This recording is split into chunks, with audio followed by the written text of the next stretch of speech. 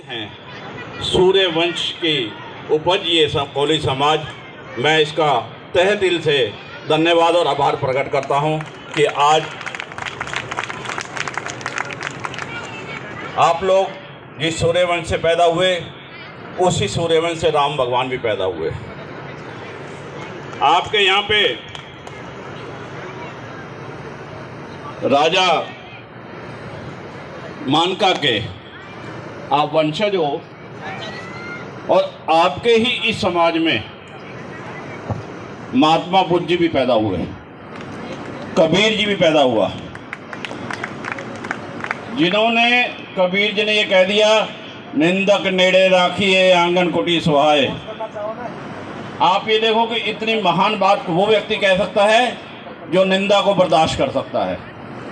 आज आप लोगों ने जिस काम को किया है, जिस कार्यकारिणी ने इस काम को किया है, आप क्या समझते हो इनकी निंदा नहीं हुई होगी?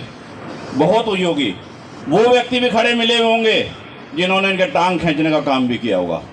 वो व्यक्ति भी इनके साथ रहे होंगे जो घर का बेदी लंका डालने वाला भी होता है। ऐसे व्यक्तियों से इन्होंने बीच में रहते हुए जिस तरह से काम को बढ़ाया और इस तरह से समाज में एकजुटता लाने की कोशिश की। अभी मेरे बड़े भाई यहाँ मांग कर रहे थे एक छात्रावास की। मैं आपसे भी निवेदन करता हूँ और ख़ास तौर पे कोली समाज से निवेदन करता हूँ, जिस छात्रावास के लिए आप बात कर रहे हैं, मैं काफ़ी समय से उस काम के लिए लगा हुआ हूँ। यूआरटी में मैं इस काम पे पीछे पीछे चल रहा हूँ। लेकिन एक दुर्भाग्य है मेरे लिए कि आपके समाज में यहाँ कुछ संगठन अलग अलग बने हुए हैं।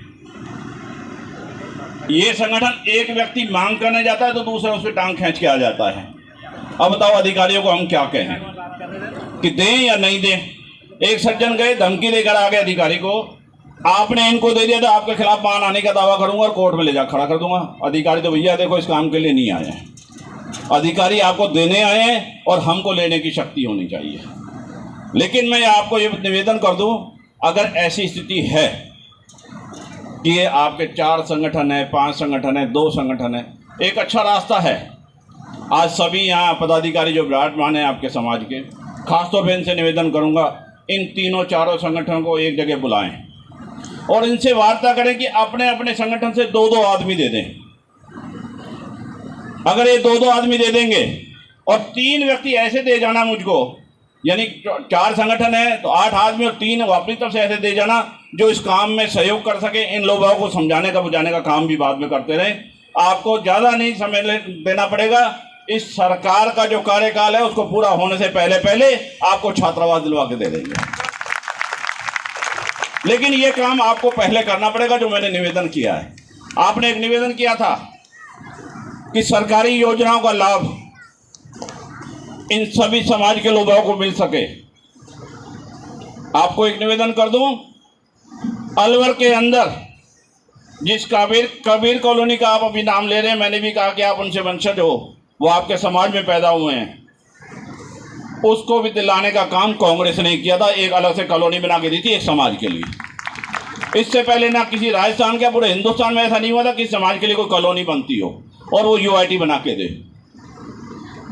और निवेदन करूंगा आपसे कि आप निश्चिंत रहें। जिस सरकारी योजनाओं के लाभ की बात करते हैं, आदरणीय अशोक गहलोत जी ने बहुत अच्छा काम किया है। ई मित्रों हर गली में खोल रखा है, हर सड़क पे खोल रखा है। आपको केवल जाना है वहां पे आधार कार्ड लेकर, आपका जन आधार कार्ड लेके जाना है और अपनी बात को आपने कहना है। माइक बंद कर लो।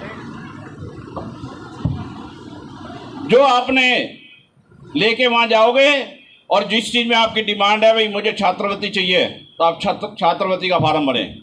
आपको ये डिमांड है कि मुझे पेंशन चाहिए, पेंशन का फार्म भरे आए। केवल हमारे, क्योंकि टीकाराम जूली जी अलवर से मंत्री हैं और उन्हीं के पास ये सामाजिक विभाग है, सामाजिक कल्याण विभाग है। और अगर आपको कहीं बाजार में समझ नहीं है तो उन्होंने ऑफिस में भी ये काम को खोल रखा है। आप जाइए, 2 मिनट बाद आपका सेंक्शन होके आ जाती है। इससे ज़्यादा समय नहीं। तो मैं निवेदन करूँगा कि आप सभी हर काम के लिए, कहीं भी आपको कोई जगह नहीं मिले, कहीं समझ नहीं आए, ये आपका छोटा सा नन्हा सा कार्यकर्ता आपके बीच में हमेशा मौजूद है। जब आपने याद किया मैं तब आपके बीच में हाजिर हुआ हूं। इस समाज के साथ मैंने कई बार कहा, इतिहास ने अच्छा काम नहीं किया। इतिहासकारों ने इनके साथ बेअदबी की, जिसको कहते हैं कि समाज का जो स्थान इनको मिलना चाहिए था, वो इतिहासकारों ने इनको वो समाज में जगह नहीं दी है। क्योंकि समाज में हमेशा उन व्यक्तियों को तवज्जो मिलती है जो ऊपर बैठे हुए हैं, लेकिन इस समाज को जो बहुत ऊपर बैठा हुआ था, जो सूर्यवंशी से उत्पन्न हुआ था, और फिर उनके बाद इनके साथ ये हाल हुआ, तो ये कहाँ कहाँ हुआ? क्या कहीं तो कमी रही होगी ना किसी की? या तो उनकी कमी रही जिन्होंने समाज का इतिहास लिखा, या हमारी कमी रही कि हम समाज को उस जगह रोक नहीं पाए। क्योंकि शिखर पे चढ़ जाना एक आसान बात है, लेकिन शिखर पे टिके रहना बहुत मुश्किल काम है। जब आप शिखर पे चढ़े हो तो वहाँ पे टिकना बहुत ज़रूरी था। आपके समाज ने जुलाहे का काम भी किया, आपके समाज ने किसानों का काम भी किया, आपके समाज ने मछली पकड़ने का काम भी। ख़ास तौर पर जब मैं पढ़ रहा था, मुझे समझ में आई कि महाराष्ट्र और गुजरात के तटीय इलाकों में आपका मुख्य काम था मछलियाँ सप्लाई करना, और सब सेठ थे, सबों के पास धन धान्य था, सबों ने अपनी अपनी जगह बात रखी हुई थी, ये नहीं कोई कमी थी। आज हम जो मजदूर बन के बैठे हुए हैं, उसके पीछे बहुत बड़ा योगदान था तो अंग्रेज सरकार का था। आप लोग सबसे ज़्यादा अमीर और किसान के बेटे थे, आप लोगों के पास सबसे ज़्यादा ज़मीन थी जोतने के लिए, लेकिन अंग्रेज़ों की सरकार ने क्या किया? केवल आप लोगों को कमज़ोर करने के लिए आर्थिक दृष्टि से आपकी ज़मीनों को इसलिए बांटने का काम शुरू कर दिया कि ये आर्थिक दृष्टि से कमज़ोर हो जाएंगे तो हमारा राज चल सकेगा। अंग्रेज़ों की सोच थी। अंग्रेज़ों ने जब ये किया कि आपकी धरती को बांट दिया, बड़ी कास्ट के लोगों को दे दिया, हालांकि उस समय बड़ी कास्ट आप लोग थे, आरक्षण में नहीं थे। जिस समय की मैं बात कर रहा हूँ, उस समय हम जैसे लोग आपके सामने छोटे थे, लेकिन उन्होंने जो काम किया उससे किया, जैसे उनका काम था ना फूट डालो और राज करो, उन्होंने इस धरती का भी बंटवारे करते समय फूट डालो और राज का काम किया। आपके साथ भी यही किया कि आपकी जो इतनी बड़ी बड़ी ज़मीनें फार्म हाउस हुआ करते थे, उनको 4 आदमियों में बांट दिया, 5 आदमी बांट दिया, 6 आदमी, या जो किसान आपके वहाँ नौकरी कर रहा था, जो हल चला रहा था, उसको दे दी, केवल इसलिए कि आर्थिक दृष्टि से आप लोग कमज़ोर हो जाएं। और जब भी किसी व्यक्ति को मारना हो ना, आप और हम गौर करके देखना, जो फरसे और लाठी और बंदूक से लड़ाई लड़ने जाते हैं ना, वो उसको केवल एक व्यक्ति को मार सकते हैं, समाज को ख़त्म नहीं कर सकते। अगर किसी को ख़त्म करना है तो उसकी जड़ें हैं पैसा, उसकी जड़ें हैं आर्थिक दृष्टि से मजबूत, उसको कमज़ोर कर दो समाज, और वो व्यक्ति अपने आप कमज़ोर हो जाएगा। वो आपके साथ भी हुआ। जैसा कि आप लोग जिस समाजों से निकल के आए, ठाकुर आप उस कास्ट से रहे, राजपूत वंशाना आपके उसमें रहा, और ख़ास तौर पर जब जब आपने यहाँ पर व्यवस्थाएं उठाई, अपनी बात को रखा, तब तब आपकी बात को दबाने का काम किया। और ख़ास तौर पर मैं अलवर के उन लोगों को भी जानता हूँ जिनका कांग्रेस ने हाथ पकड़ा था मजबूती से और अपनी अंगली तुम्हारे हाथों में पकड़ाई थी। उन व्यक्तियों ने अपने घर बनाए, आप लोगों को आगे लेकर नहीं आए। ऐसे व्यक्तियों को भी मैं जानता हूँ। कहूँगा उनसे सावधान रहिए। आप जब उनसे सावधान हो जाओगे तो आपके लिए कहीं भी कोई जगह की कमी नहीं है, कोई व्यक्ति की कमी नहीं है, आपके लिए कोई मजदूरी की कमी नहीं है, आपके लिए काम की कमी नहीं है। एक विशेष तौर पे ध्यान दो कि हम केवल मजदूरी करना क्यों चाह रहे हैं, हम हमारा बिजनेस क्यों नहीं कर सकते, इस तरफ भी ध्यान देने की कोशिश है। उसका कारण है कि हमने हमारे बच्चे और बच्चियों को पढ़ाना काम नहीं किया कभी भी। छोटी सी उम्र में उनको क्या किया, काम पे लगा दिया, ना वो पढ़ा ना उसकी बुद्धि विकसित हुई। कई बार कहते हैं ना, आप देखो मजदूरी जो अपने घरों में करे उनसे पूछ लेना, बता देंगे। अरे भैया इसकी तो सिर पे प्रात रख रख के इसकी बुद्धि ख़त्म कर दी, यही हुआ ना। तो जब हमने अपनी बुद्धि खुद ख़त्म कर ली प्रात रख रख के, ये प्रात ढोने वाले हम क्यों ज़िंदगी और बने रहे, हम प्रात किसी के और पे सिर पे रखने वाले क्यों नहीं बन जाएं, ऐसा काम क्यों नहीं करें। ऐसा काम तब होगा हम अपने बच्चे और बच्चियों को शिक्षा दें, हमारे बच्चों को आगे बढ़ाने का काम करें। इस देश में समाज ने जो भी सबसे ज़्यादा नुकसान हमारे इस देश में ख़ास तौर पे इस समाज का नुकसान किया, वो मुस्लिम समाज ने किया था। जो साम्राज्य की स्थापना करने इस देश में आए, उन्होंने जब जब उनको मौका मिला, जहाँ तक मुझे याद है शायद 1661 में पहला युद्ध आपके लालचंद कोहली जी ने अकबर खान के खिलाफ पहला युद्ध लड़ा। हालांकि उसमें कोहली समाज की हार हुई, लेकिन मुसलमानों को ये दिखा दिया, उनके दांतों तले चने चबा दिए लोहे के, कि हम भी ताकत रखते हैं, कमज़ोर नहीं बैठे हुए हम। जब ऐसे व्यक्ति हमारे बीच मौजूद हैं या मौजूद थे, तो फिर हम कहाँ कमज़ोर होते चले गए, हमने कहाँ पे गलती कर ली? क्योंकि इसमें आपके साथ अंग्रेज़ों ने एक राज और भी आपके साथ शिकायत करी, एक और काम किया आपको तोड़ने का। ख़ास तौर पर उस समय के युवाओं को नशे की हालत में ले गए कि ये नशा करेंगे, इनके घर कमज़ोर होंगे। जब घर कमज़ोर होंगे तो इनके घर में कहाँ कोई राजपूत पैदा होगा, कहाँ कोई ठाकुर पैदा होगा। जब ठाकुर पैदा होगा ही नहीं तो हमसे लड़ेगा क्या? ये कमजोरियां भी हमारे बीच में अंग्रेज़ों ने करके दी। हम चाहते हैं कि आप लोग आगे आओ। उसके बाद समय आया, इसी समाज ने, बड़े मुझे ताज्जुब हुआ इतिहास पढ़ते हुए, कि सबसे ज़्यादा अगर अंग्रेज़ों से किसी ने टक्कर ली पहले दिन से लेकर आखिरी दिन तक, वो केवल कोहली समाज और सिख समाज था, तो तीसरा कोई समाज नहीं था। इसी कोहली समाज में से कुछ लोग वहाँ ना जो सिख धर्म की तरफ चले गए, जो अपने आप को बहादुर कहते थे, उन्होंने सिख धर्म भी अपनाया। उनको गुरु गोविंद सिंह ने रंगरेज का नाम दिया। भाई ये हमारे कपड़े हैं ना, ये रंग थे और हम तब केसरी कहलाते हैं, इनके बिना हम केसरी नहीं हैं। ऐसे देश के इतिहास का आपका जो पीछा वर्णन है, उसमें हम कहीं भी पीछे हटना नहीं चाहते। हम आपके साथ खड़े हैं, आपके साथ हमेशा कंधे से कंधा मिलाकर चलते रहेंगे। 1916 में जब कोली देवी आपके यहाँ पहली एक महिला हुई, उससे पहले, हालांकि मैं उस बात पे वापस चलूँगा बाद में, उसने अंग्रेज़ों के साथ अकेले युद्ध किया और लोगों को जोड़ने का काम किया। लेकिन जो वहाँ के सिपा सलार थे, वहाँ के जो राजा थे, बड़े लोग बाग थे, उन्होंने उसका सहयोग नहीं किया। 16 साल तक अकेली वो लड़की, अकेली वो औरत इन अंग्रेज़ों के साथ लड़ाई लड़ती रही।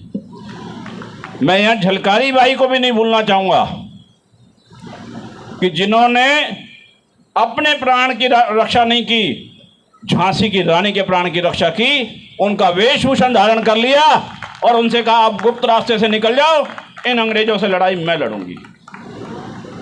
उस समय वहाँ के अंग्रेज शासक ने यह कहा कि झलकारी बाई का जब उन्होंने हत्या कर ली, उनको शहीद कर लिया, तो उसने सलाम, अपनी टोपी उतारी और सलाम करते हुए कहा था, मैं तुम्हें सलूट करता हूँ।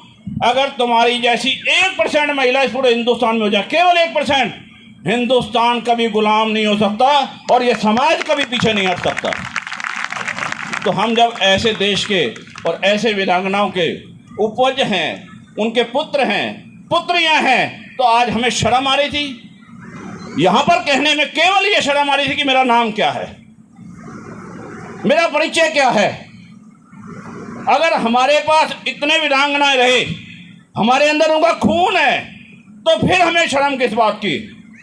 जब हम किसी के घर जाके काम करते हैं तो उसे कहते हैं ना मेरा नाम ये है, मैं इतना पढ़ा लिखा हूँ या पढ़ी लिखी हूँ, तो यहाँ क्यों किस बात? ये तो समाज मेरा था खुद का, इस समाज के सामने का कहने का अधिकार तो था ना हमको।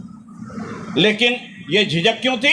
हमने बच्चों को पढ़ाया नहीं। मैं बार बार उसी जगह आऊँगा कि जिस दिन इस समाज में शिक्षा का पूरा प्रचार प्रसार हो जाएगा, ये एक एक बच्चा इस मंच पे खड़ा होकर वो बात कह सकेगा जो आज ये कह नहीं पाए, अपना नाम तक नहीं बता पाए। क्योंकि मैं परिचय सम्मेलन में, मुझे आप लोगों ने यहाँ बुलाया और परिचय सम्मेलन की बात करके ना जाऊं, ये भी दुर्भाग्य होगा। क्योंकि समिति का पहला प्रयास था और पहले दिन जब बच्चा चलता है ना, उसका भी पैर लड़खड़ाता है, गिरता है, माँ उसको संभालती है, फिर उसकी अंगुली पकड़ती है कि खड़ा हो या खड़ी हो बिटिया, तेरी माँ तेरे साथ खड़ी है या तेरा पापा तेरे साथ खड़ा है। इन बच्चों ने जो काम किया, इनके माँ बाप आप बुजुर्ग हो, इनसे जो गलतियां हैं उसको तो मत गिनना, बाहर जाके मत कहना कि ये कमियां रह गई, बेचारे अतिथि मुद्दे इधर उधर घूमते रहे, या जो उनके मुख्य अतिथि है वो कहते रहे, इनको समझाते रहे, ये मत कहना। ये कहना बच्चों शाबाश, हम तुम्हारे साथ खड़े हैं और तुम्हारा हौसला बढ़ाते हैं कि तुमने जो आज किया है इस देश में, इस समाज को हम आगे ले जाने में तुम्हारा साथ करेंगे, तुम्हारे साथ खड़े रहेंगे। जब जिस दिन अपन ये करेंगे इन बच्चों के साथ, ये बच्चे आगे जाएंगे और आगे जाके आप लोगों का नाम रोशन करेंगे और काम को आगे लेके चलेंगे। केवल आगे से इतना सा ध्यान रखें, खासतौर पे समिति के सदस्यों निवेदन करूंगा, हम भी परिचय सम्मेलन करते हैं, हमारे समाज में भी होते हैं, कुछ कमियां हैं, अगर मुझसे पहले पूछी होती तो मैं पहले ही बता सकता, लेकिन आज इस मंच से इसलिए बता के जा रहा हूँ। आगे ये कमियां समाज, क्योंकि समय समय पर, क्यों अभी अध्यक्ष ने कहा कि हम जोड़े बनाएंगे, जयपुर में शादी करेंगे, मैं तो निवेदन करूंगा आप जोड़े बनाइए, शादी हम अलवर में करेंगे, व्यवस्था हम देंगे आपको, आप करने का काम करो और कोशिश करेंगे हमारी सरकार की तरफ से या हमारी तरफ से व्यक्तिगत तौर पे हर बच्ची को कुछ ना कुछ हम देकर भेजेंगे कन्यादान के रूप में। हम ऐसे नहीं छोड़ने वाले, इस समाज को हम साथ, हमने लोग कहते हैं ना मेरी अंगली पकड़ ले मेरे साथ चल, मैं कहता हूँ अंगली मत पकड़ किसी की, क्योंकि भीड़ के झोंका जब आता है ना अंगली छूट जाती है। हम कहते हैं हम तुम्हारा बाजू पकड़ते हैं, कितना ही तूफान आ जाए, कितनी बाढ़ आ जाए, हाथ नहीं छोड़ेंगे। तो इस हाथ को साथ हम जो रात को लेके चलना चाहते हैं, हम साथ जोड़ के चलना चाहते हैं, आप लोगों को साथ रखना चाहते हैं। कोशिश ये करना भविष्य में, मैं जिस बात को वापस लेके चल रहा हूँ, जिस बच्चे या बच्ची का हमने नाम लिखा था, किताब में मैंने नाम पढ़े, उनकी एजुकेशन हमने लिखी, मैंने देखा कि केवल एक बच्चा मेरी नज़र में आया जिसने लिखा था मैं बीकॉम किया हुआ है, बाकी सब कोई 10वीं, कोई 8वीं, कोई 7वीं। तो ऐसा लो ये है कि हमने शिक्षा की तरफ तो कमी रखी, नाम के साथ साथ आगे हम जो हम करते हैं वो बता दूं। हम क्या करते हैं, उस व्यक्ति के, जैसे आपने मेरे ये बिल्ला लगाया है ना, हम उस व्यक्ति के एक टोकन नंबर लगा देते हैं, 1 नंबर, 2 नंबर, 3 नंबर। अब जैसे इन्होंने महिलाओं के पास मानो आपने किताब दी, महिला ने किताब पढ़ी, अब नाम से तो नहीं ढूंढ पा रही ना वो बच्चा कहाँ बैठा हुआ है या बच्ची कहाँ बैठी है, नहीं ढूंढ पा रही ना, कोई भी, किसी को नहीं पता ना। अगर वो टोकन नंबर लगा हुआ होता उसके, तो बच्चा या बच्ची के माँ बाप या बच्चा या बच्ची स्वयं चुपचाप जाके देख के आ सकते थे, भाई 1 नंबर लड़का ये है, 2 नंबर ये है, 3 नंबर ये है, 4 नंबर ये है, 5 नंबर ये है। अपन को कुछ नहीं करना, केवल आपके माँ बाप को